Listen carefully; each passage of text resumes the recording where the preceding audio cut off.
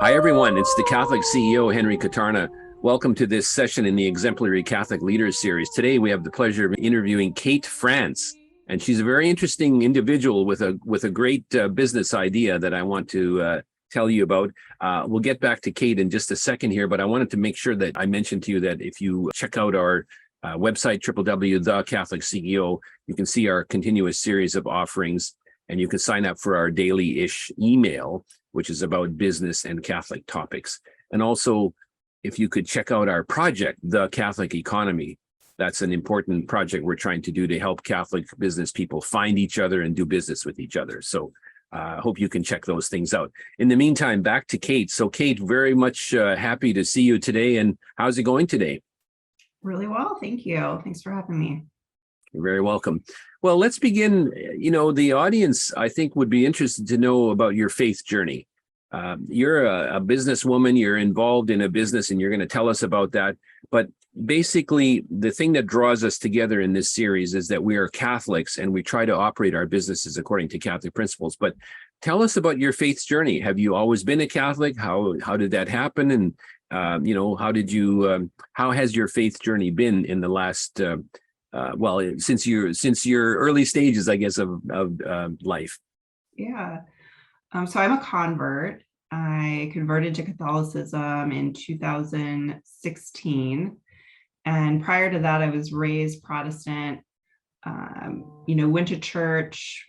But then once I went off to college, all of that just kind of went away, stopped going to church. I identified as Christian, but to be honest, I didn't really give it much thought.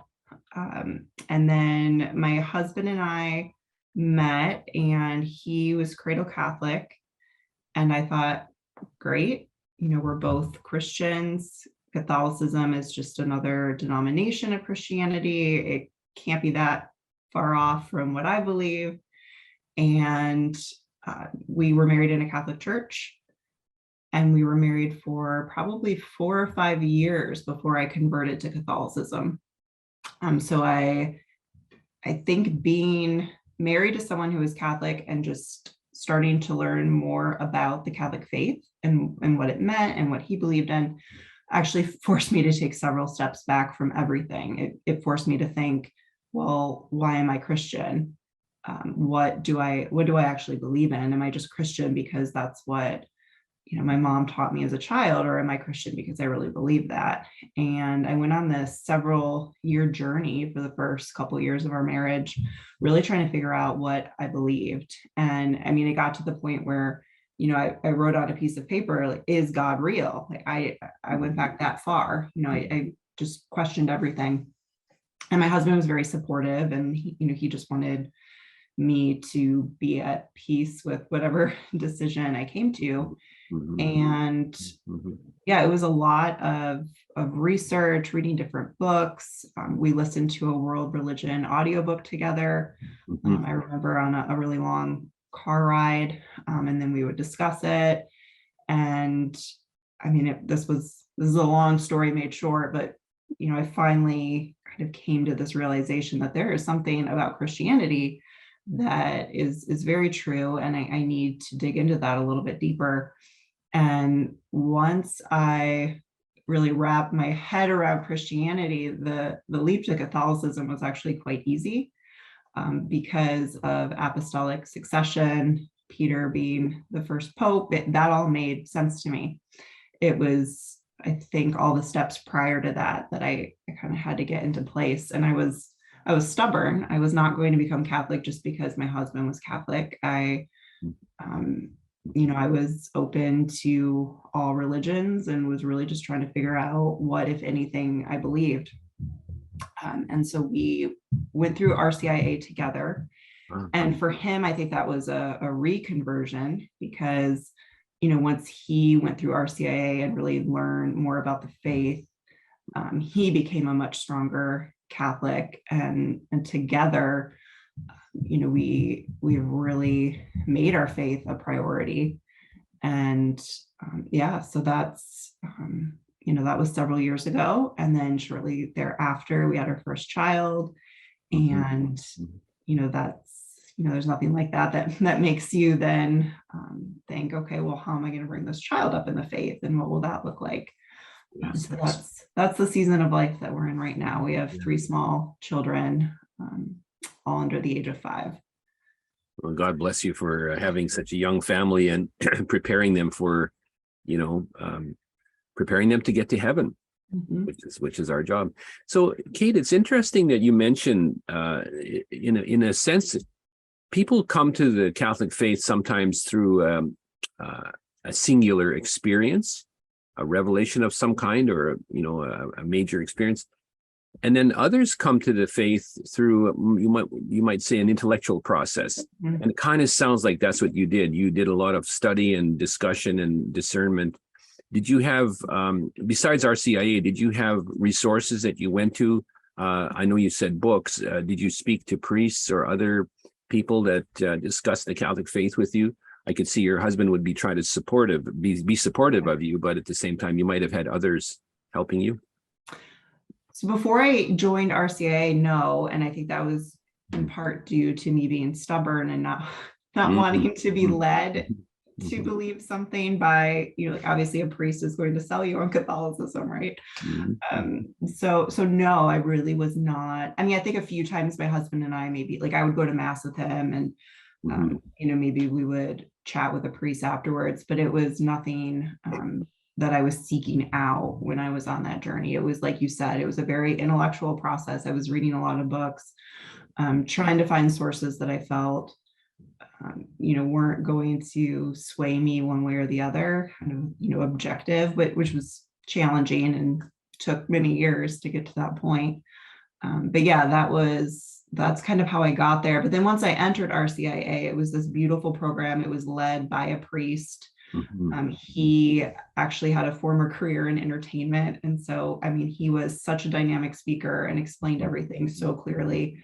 And when I think back on RCIA, I think back on it very fondly. I mean, it was perfect for me because I had so many questions and I was able to get them answered. And I think the one part that really solidified Catholicism for me was that any question I had, I was able to find an answer to.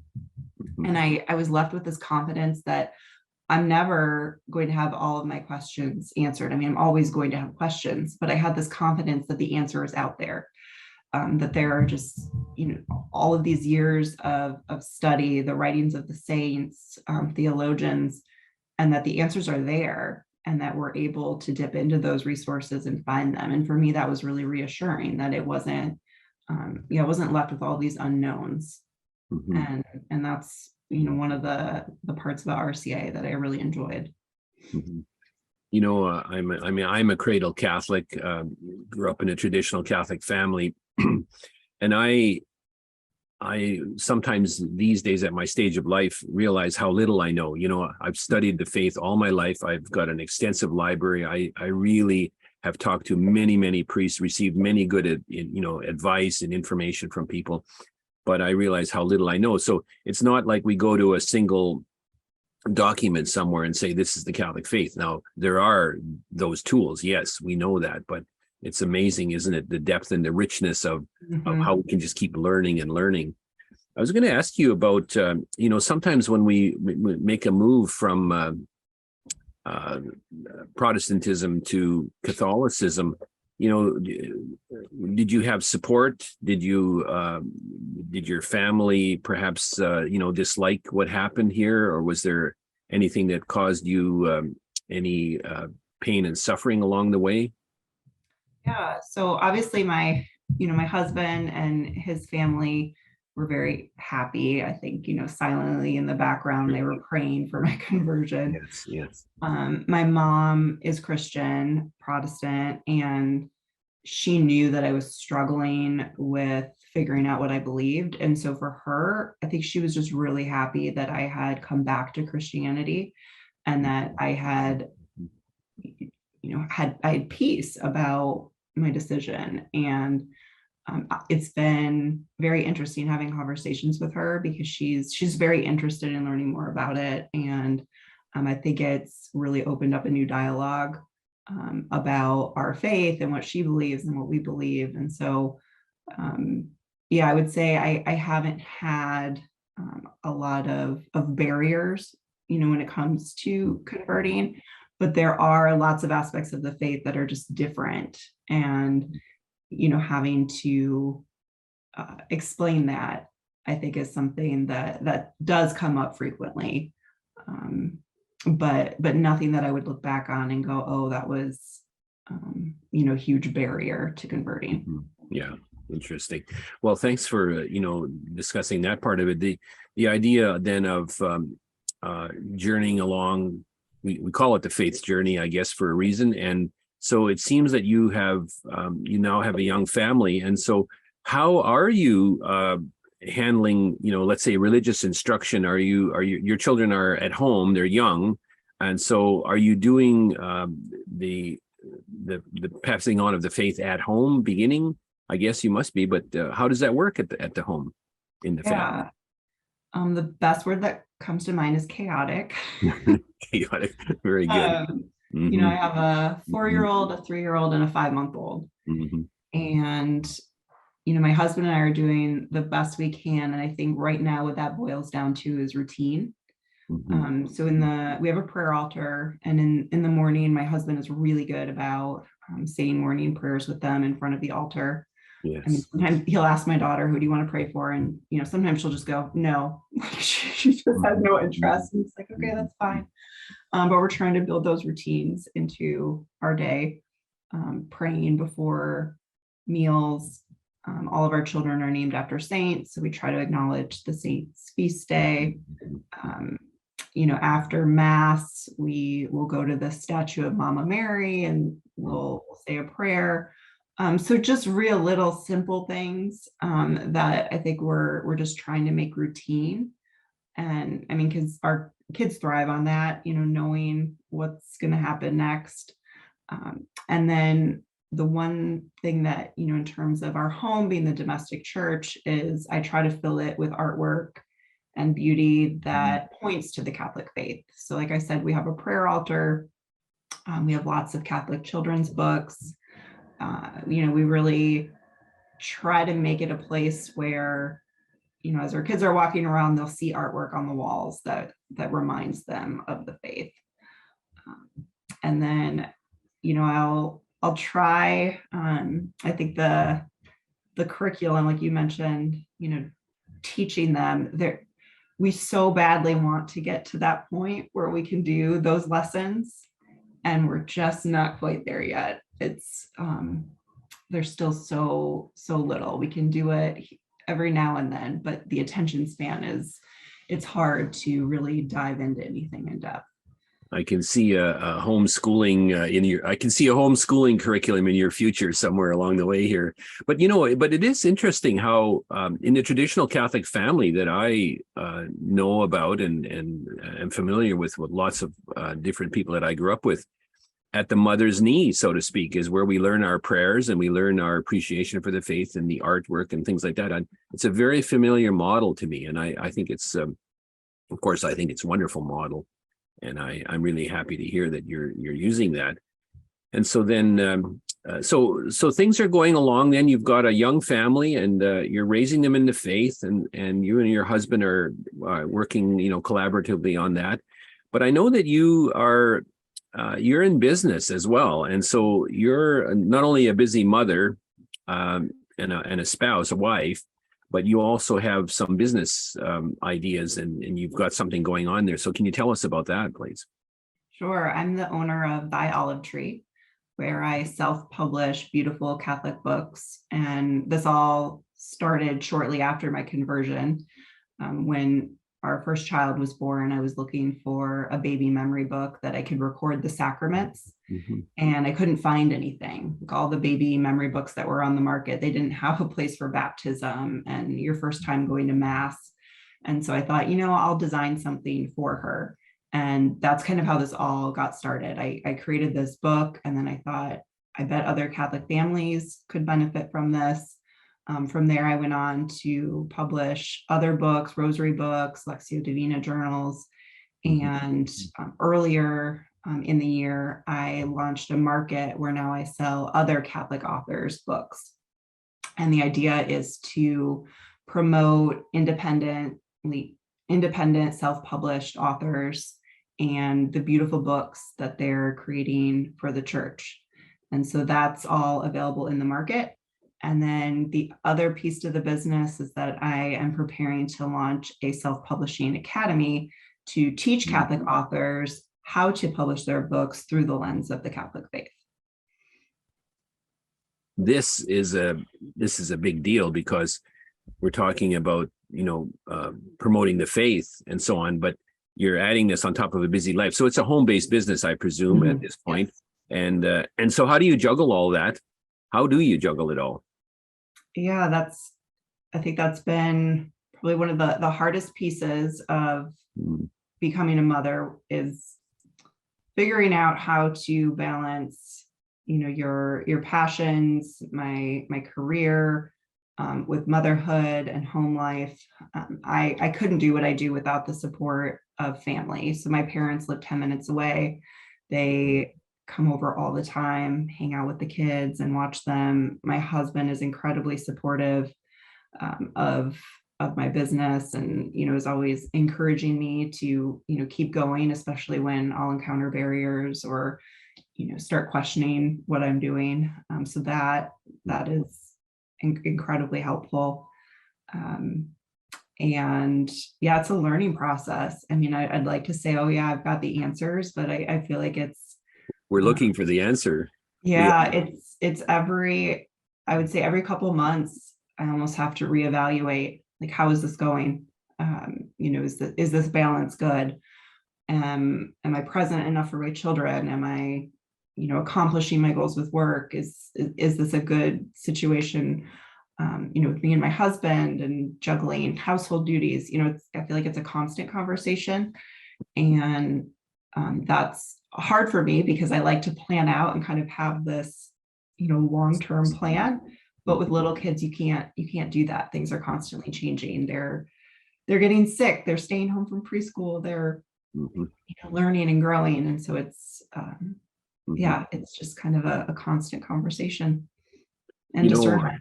Yeah, exactly, discernment.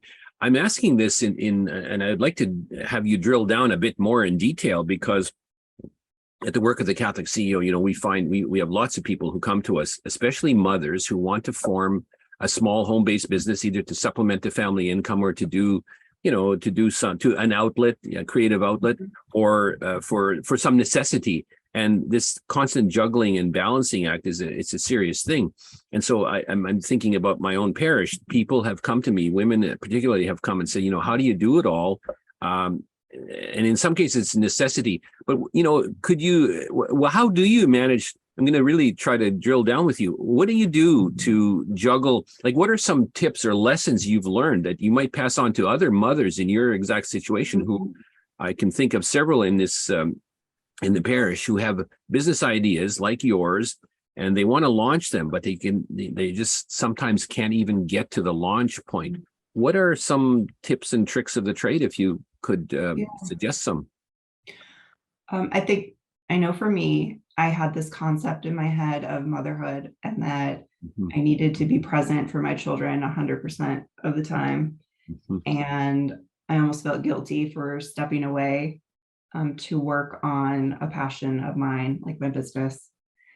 And it's probably within the last maybe 2 years that I've realized it is healthiest for all of us when mom gets to pursue her passions and dreams, and all of that re-energizes me. And so giving myself permission to do that, to pursue my goals, obviously not at the sacrifice of your family, but knowing that there can be that balance, and it might not always be perfect, but that I think it's possible. And it was around that time that we did hire a nanny to come in for a few hours each morning. And I was still home. I could still see my kids. I could step out. I could, help with what they needed. But it gave me that space where I could actually work uninterrupted and For a start, block of time. Yeah. yeah, start accomplishing, some of these goals that I had. And then I found, I just felt refreshed after I was able to do that. And then I could return to my children and feel more present. Mhm. And so I think for, any mom out there that's kind of feeling like mom guilt it's so huge. It's, Mhm. that it's okay to pursue your dreams and to do that. And it doesn't make you a bad mom. You're also setting an example for your children of, in this case, creating a faith-based business and, developing beautiful books for the church. Like that's something that as my children grow older, I hope to be able to share with them, and that they'll see that, as an example. So that would be one tip. And then, I also think for me, it's been that conversation with my husband. I really believe in the power of the sacrament of marriage. And, there's so many times that I'm asking God for answers and then I get them through my husband. And I just think that's a beautiful thing, to be able to have a conversation with him, and you can almost feel like the Holy Spirit is at work there. Mhm. And I feel like when we're on the same page and when we're feeling good about the decisions that we're making, then it gives me that confidence that, okay, this is the right path for our family right now. It's very interesting what you're saying, because and thanks for the tips for the women particularly, because this is a common question. How do I juggle it all? How do I do it? And should I do it? And so if the guidance is there that you should do it, then there's a way to do it. I think what I'm interested in hearing a little bit about is you've got then customers, and inside of your family, you have support, you're refreshed, you come back to the family from, let's say, a small absence or a little bit of focus on the business, and then you come back to the family. It's all wonderful. Do you have, are the customers as patient as, let's say, your husband and your family might be? Because the trouble with business, Catholic business in particular, is that we have to make some money. We have to actually have revenue and income and that sort of thing. So what about that side of it all? What do your customers think of how you're balancing all these things? Does it even matter to them? Yeah, I think that'd be a really great question for my customers, because I think sometimes Customer discovery. That's your next question for them. yeah, they assume it's a large corporation. Mhm. When you go to my website, like, yeah, there's an about me page, but it's, you wouldn't really know, like, it's just me running it. I don't have employees, I don't have a large warehouse where I'm, shipping these books out. Everything it's stored in my basement behind me. Mhm. Mhm. And so, Well, yeah, I think part of that balance is probably what you're getting at with customers, is like, how do you strike that balance between, serving your customers and serving your family? And I think it's also setting some limits. Like for me, shipping, I have to make sure that my processing times meet what I am capable of fulfilling. And so if there are times when I know I'm not going to be able to do this, like I get sick and I can't be shipping these orders out, I adjust my processing times. And, I would say that my customers are wonderful. I mean, I've really yet to encounter anyone that, yeah, I mean, I think for the most part, people are very, very grateful, and they're just happy to, be able to get some of these resources. And so yeah. I feel very blessed with Yeah. the customers that I have. This is great. And what it tells me is it kind of leads into the vision that I've always had about family, Catholic families working independently of the culture, and doing their thing with customers who understand that it's a Catholic family. So there's a rhythm, isn't there, of life, family duties, family responsibilities, but then focus on the business with its kind of responsibilities. There's got to be a focus on customers. There has to be some revenue. You have to make money. and you have to follow ethical principles and all of that. So I'm glad we spoke about this, because I think that's an important balancing act. It's an important lesson for all of us. We can do this. And there was a time in history when this was the way it was done. A father would be working, close to the family, maybe on, not necessarily just on the farm, but in a shop or in a, close to the home, where the rhythm of daily life could include the father and the mother in their different roles. And at the same time, revenue came in. People bought their service or their products. And so I continue to be fascinated, Kate, by this idea of a Catholic family business, a home-based business, even a small, like you say, it's a one-woman shop, it sounds like right now, but at some point, with the popularity of your products, and I know that it's popular, your stuff is popular, this will grow. Tell us a bit about the self-publishing for other people. So you're now helping other Catholic authors, I guess, and are they mainly women? So I have not having launched the Academy yet. I'm not currently providing those services, but it will be for men and women. The goal is to support all Catholic authors in their pursuit of publishing, if they discern that self-publishing is the route that they want to go. And really all genres too. Even if the book itself is not for the church or it's not Catholic in nature, I think that being Catholic can really inform, what we work on and how we do that. And my goal for the Academy is to provide resources so that authors can learn how to publish a really high quality book, but do it with God being at the center, and doing it through the Catholic lens. And when I started self-publishing several years ago, I had never done this before. So my background is in public health. I got my master's in public health. I had been working for a nonprofit for several years, and I left that behind to start this business and just kind of see where it went. And so my knowledge of book publishing and marketing was very minimal, and it was all self-taught. And throughout the years, I've just realized that there is so much knowledge that I would be able to pass on to other authors so that hopefully they can save time and money and not make, the expensive mistakes that I made in the beginning when I'm trying to navigate this, this pathway. And so I want to be able to share that with others, and then also connect self-publishers so that there's that community. You're not trying to do everything alone, because the term self-publishing really doesn't make much sense, because yes, you're not going through a traditional publisher, but you're also not doing it entirely alone. I mean, you are working with so many other vendors, service providers to bring that book to market, and being able to do that alongside other Catholic authors, I think would be so helpful. Yeah. So is there, what curiosity for me always on self-publishing is there, I guess there's an advantage, because you can put out smaller volumes.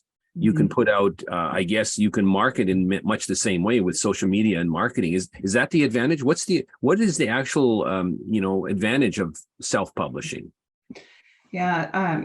So I find that you get the creative freedom where you're in control. You essentially are the project manager for this book, and you get to decide, okay, who's going to design my cover? Who's going to edit the book? Yes, I don't agree with those edits. It's my book. What I say goes. So you're taking all this feedback in, but you remain in charge. Obviously, when you go the traditional route, the publisher will get the final say on that book and the edits that are made. And oftentimes, with children's books, the traditional publisher, they're going to choose the illustrator for you. You're not going to have that creative freedom. And so if that's important to you to be able to kind of see the project through from start to finish, then self-publishing is a really great avenue for that.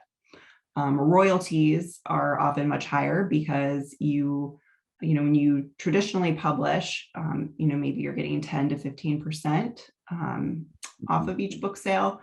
When you self-publish, you are, starting off, with 100%. Obviously, Yeah. money's going to go to printing and marketing, but you're sort of setting that, like where that goes, how you're spending your money.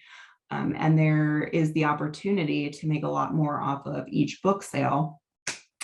And especially if you're working, I would say, on a book that has a very niche market, or a book that is a little bit different in terms of quality and design.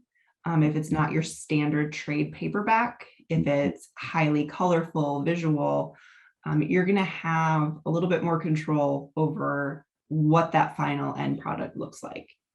And yeah, it's a lot of work because you're taking on all of those different roles. But at the same time, it's very rewarding to be able to do that, to have control over all those aspects.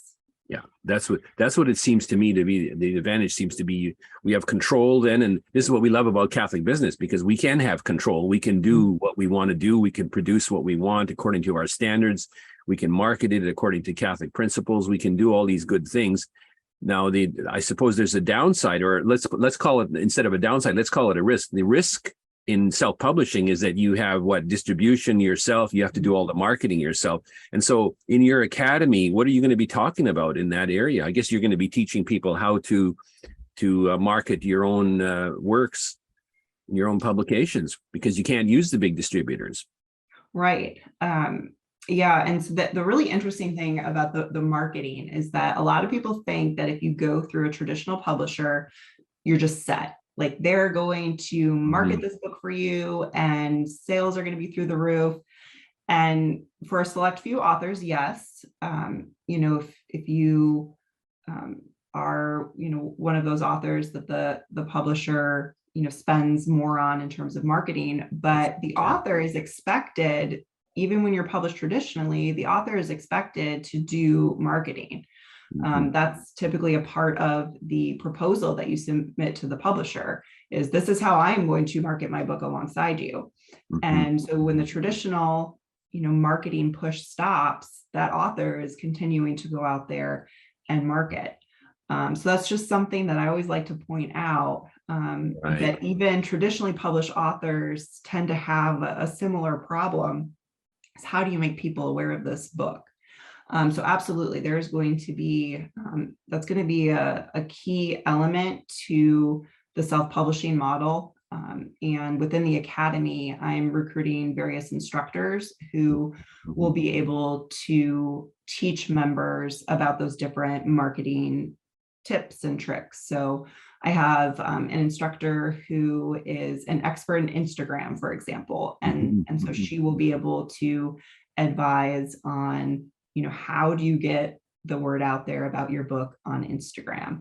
Then I have, marketing experts, those in public relations, that will also be able to help authors. And within the academy, what that will look like are video interviews with those instructors.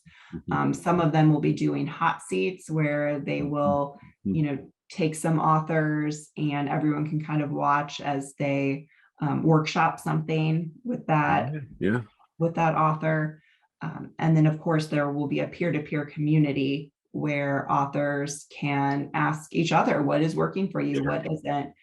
How are you finding success in marketing? But yeah, that's a huge piece to self-publishing. Well, it doesn't stop once that book. No, it doesn't stop, but I can see that.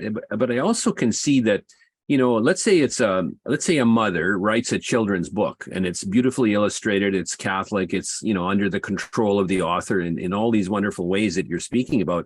Well, that mother is not going to jump on a plane and go to 10 different cities for the book launch, right? That's not going to happen because, or it might happen in some rare case, but it's not going to happen. And so you have to find an alternative way, which means excellent use of social media or skill that, that others may not know about.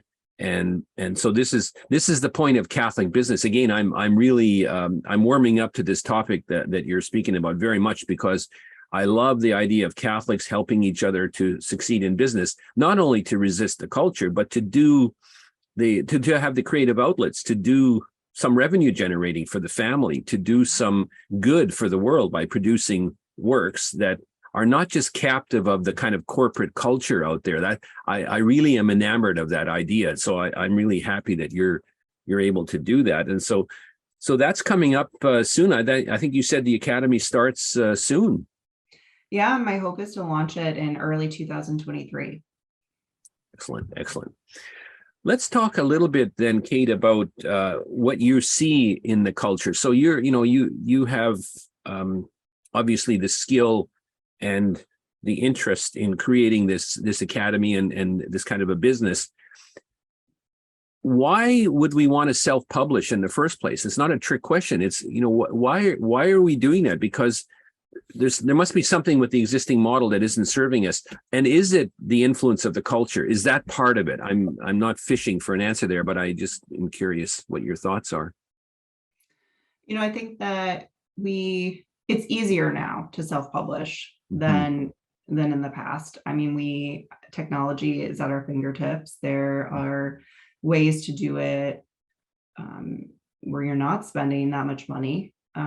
You can upload a book and print on demand without having to purchase thousands of copies to store in your basement. So, printing even small runs doesn't even have to be the case. And so I think, when it comes to our faith and resisting the culture of the world, you do have the opportunity when you self-publish to speak the truths of the faith, to tell your story. Whether that's an evangelization story, yes, if you're sharing, why you converted, or creating a beautiful resource for the church. You have those opportunities when you self-publish. Even beyond that, maybe your book isn't inherently Catholic, but you just want to create clean fiction, something that, youth could read and you'd be proud of, and parents would want to recommend for their children. And I think that's, that is something that right now, having young children, I'm, constantly trying to screen what they watch on TV. The book fairs that are going on at their preschool is, unfortunately, I feel like my guard is up a little bit where, I always have to kind of think, okay, well, what is it that is, being sent home, or that, they're trying to watch on TV, because you just don't always know these days. Yeah, exactly. This is, again, I'm thinking of different parishes that I'm very familiar with where, the parents, particularly mothers, know the location of every, used bookstore in their city, their town, and they scour them for the great classics of children's literature, not only Catholic literature, but just the good, wholesome, that word wholesome books that are out there. And in many ways, you can't find them. There's such a market for them that the Catholics have and the Christians have figured out. So it's what you're doing here is maybe creating a whole new generation of authors that are going to create the classics for the next generation beyond them. That's perhaps a way to look at it. That's your vision, I imagine, right? Oh, that'd be wonderful. Yeah. So what would you say to your parents of young family? What would you say to parents today? How do you raise children with all of these things that we talked about? You mentioned a few of them that are in the culture. What's the secret to, I guess we're all looking for the secret, and I'm a grandparent, so I'm interested in the secret too, for the sake of the grandchildren. But, what are we going to do about the influence of the culture on our families? Because we can raise children, in your case, at home, young family, you may end up homeschooling, I don't know, but, or you may look for a great Catholic classical school or a parochial school, if they even exist anymore in many ways. What are we going to do to prevent the encroachment of that cultural identity that's out there on our children? What are we going to do about that? It's the $1 million question. Yeah. So I wanted to ask you today. I want the answer to Kate.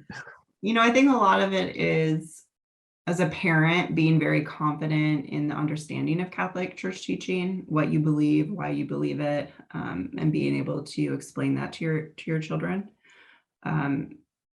And then controlling what you're able to control. So, at least right now, with my children being so young, we can control what books come into the house. We can control what programming they watch on TV. And then beyond that, I mean, it's constant discernment, right? So my oldest will be going off to kindergarten next year.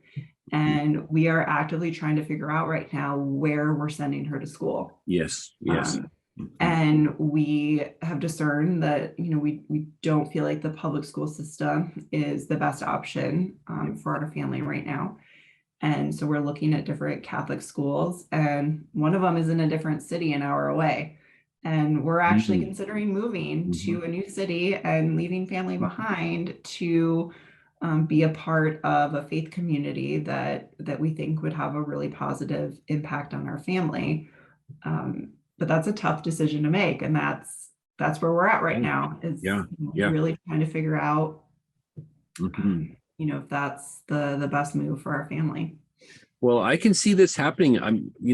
Many people have said this to me too, and I didn't realize you were contemplating this yourselves, but they're saying to me, it's not just the back to the land movement. There's a Catholic back to the land movement where people are going back to the land, and we're going to try to be some self-sufficient and all that sort of thing, and raise rabbits and have beautiful vegetable gardens in the backyard and all that sort of thing. Not for you. You're not going to do rabbits. Okay, well, then I won't introduce you to some people I know that are doing rabbits. But the thing is that Catholics are going to make choices like this in the future. You're going to move an hour away to go to a place where there's a school that is acceptable to you as parents, because if you don't, it's the soul. Well, the souls of our children are at risk here. And so this is a thing that's going to happen. I see people doing this. I see people moving.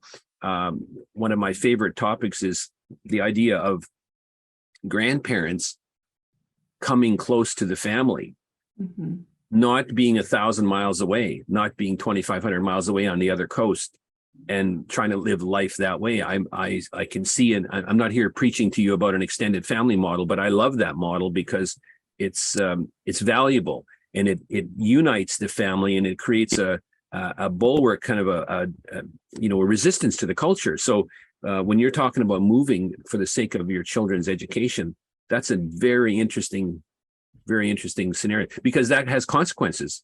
Your business perhaps is mobile.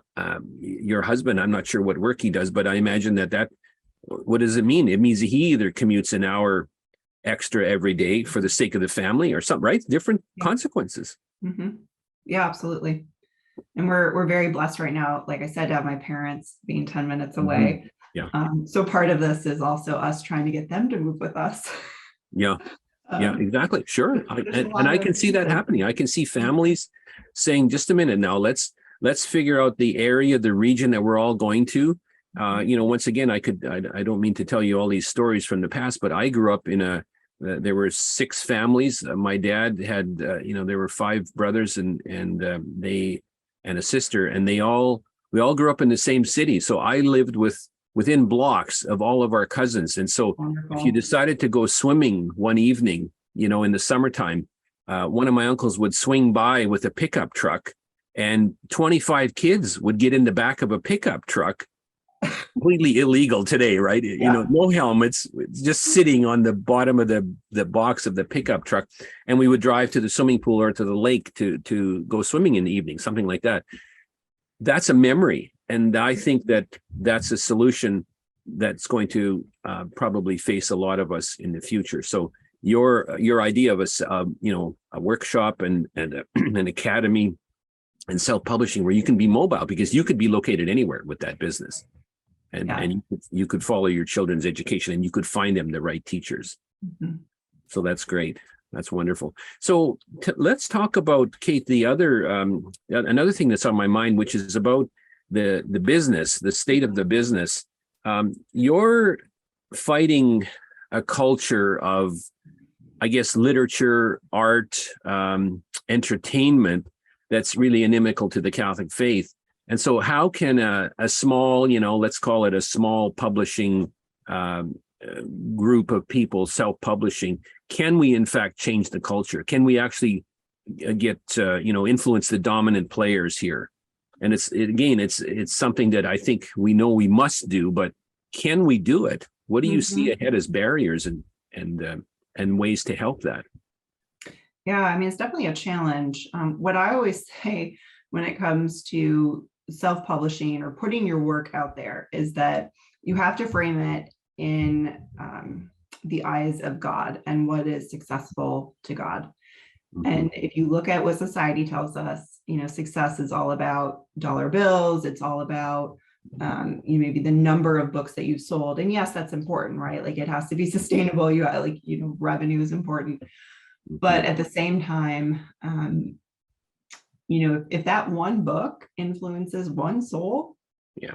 that right there, I mean, that is a huge success. And it might not even be something that we are aware of. Mhm. Um, and and so I think that yes, like there is definitely that possibility that the books that are created that come out of the academy or really any publishing house have that impact, but it might be slow. It might be something that we never even know about in this lifetime because I think God's outside of time, and Yeah. we don't know the effects that the works that we're producing are having on other people. Yeah. And that's something that I have to constantly remind myself of. Yeah. That's such a great point. It's, we're, as our Lord often said to us, I don't, I'm paraphrasing here, we don't have to necessarily succeed. We have to try. That's Mhm. all. That's the main thing is we have to attempt to do it because in God's good time, the right answer will come, but we have to try for it. So what would you advise parents, again, I'm going back to the idea of raising families in this culture and maybe traveling to move to a different location where the extended family moves with you to better schooling and that sort of thing. What would you say to parents today? Are how should you look out for the interests of your children and the care of their souls when there's so many influences out there? There's so many pressures on us. What would be your advice to parents today?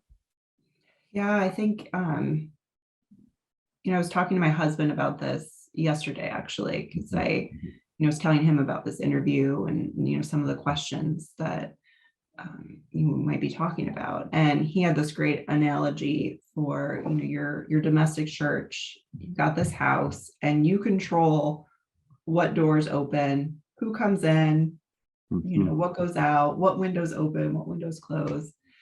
And I think as parents, that's often the best you can do is you can control to the best of your ability, your domestic church. And Yeah. the, as parents, what you allow in your house. I know for my husband, he is like, when he starts thinking about cell phones and Yeah. the kids one day having access to that, he's like, oh no, like he's in cybersecurity, and so he's like, that is This is interesting. Yeah. we're You're delaying that never as long as you're never going to have a cell phone, not until you're 50. yeah. So I think it's decisions like that, what are you allowing them access to, and then inevitably what are those conversations going to look like after they do have access to things of this Yeah. world. Yeah. Because the fear that some parents have expressed to me, the fear is that you can do this, and I love your husband's analogy of the domestic church is like your house. You can open the doors and the windows and you can control Mm-hmm. this. At this point, the greatest fear we have as parents or as grandparents is when the children go out of the house. They're in, let's say they go to university or they're out in the culture, they're working. And that's when the real tests come, because the foundation work that's been laid at home is one thing, but what do you do? And so what are your thoughts about that? How do you're doing good things at home, but what do you do when they're out there and they're going to Mm-hmm. get that negative influence and mom and dad aren't around Yeah. to necessarily counter it or spot it for them quickly? Mm-hmm. I think being a convert, I can look to my own conversion story Mm-hmm. and what it was that made me convert. And I think a lot of that was really believing that this is true. Mm-hmm. And it's not just something, I think one of my greatest fears is that like that my children will grow up to know a lot about Catholicism, but not know why it's true, or like really believe that it's true. Mhm. And I think that's really important, is not just knowing like, okay, this is what Catholics do, this is what they say, but really going back to the root of it. Like, well, why are you Catholic? Why, and if you can get to that point where you can be so confident that, okay, yes, this is hard, or this is difficult, or I don't quite understand this, or I have lots of questions, but I truly believe that this is true. And getting them to that point. And I mean, my oldest is 4. We're not there yet. But I think that that's something my husband and I talk about is, how can we make sure that they're, not just going through the motions, right? That they actually understand and believe that it's true. And so for me, I think that's going to be sharing my conversion story and the resources that helped point me to Catholicism, and being able to explain that the best I can, so that at least like from an intellectual standpoint, they can understand, okay, this is why someone would be Catholic. Yeah. This is during the week, last week, I was in a Catholic bookstore in our community, and I found these little apologetics cards that are scripturally based. And so it's basically a summary of the 50 top objections to Catholicism that one could find. And what is the response? What is the scriptural response and the defense for them? And so I recall that in many ways, I don't think I was actually trained in all of that. And so later on in life, when you get bombarded with outside influence like this, that resource would have been very helpful, I think, in my own life and in places like that. So the job of the parent then is doubly difficult, because not only do you have to teach the faith, but also the defense of why. Why is it true? Why do we believe this? And what is the evidence for it? And so there's that intellectual pursuit that must go on. But I love the idea of the conversion story. That could be a powerful story, because people will see that you were led through an intellectual process to come to the answer. So it's quite amazing. It's quite amazing. So let's think about, Kate, we're coming to the natural end of our discussion here today. We have the allotted time that we wanted to spend together for this interview. Give us again the summary of where we can find you. Tell us about the Academy again, and websites and anything like that. We're going to add that all in the show notes below. So we're going to be able to have people follow you, and I want people to be able to contact you and to find you out there. So how do we find you? And tell us again about that Academy. Sure. Yeah, you can find me on my website, which is thyolivetree.com. And that's where you can find the books that I have self-published. So one of them is I've made these rosary booklets that you can pray the rosary and meditate on sacred art.